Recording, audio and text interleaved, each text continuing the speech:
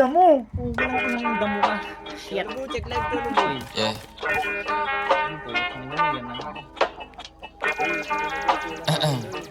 Steve Frost, are you like?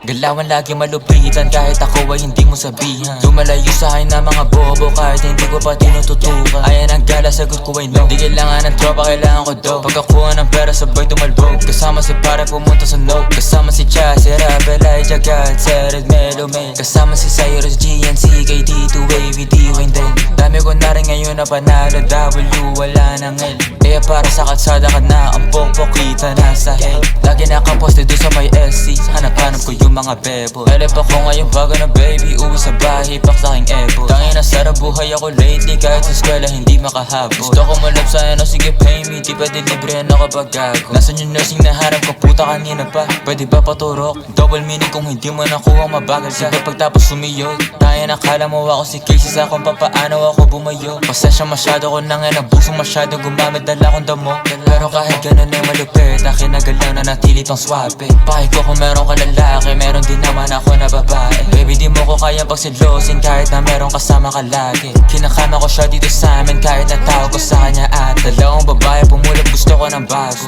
Gusto ko yung gas, dalagang pinay pero saka masya tarantado. Talagang hindi ka nangaklaro. Gusto ko ang babae mentally unstable para pwede kong paglaruan. Di ka para ayos, hindi ako si Carson, habol ko lang ngayong katawan. Tanga ka ba, di mo naman ako therapist baby. Ba't ba ganyan ka late? Pinapunta kita para makaisa ako baby, di para sa problema mo baby.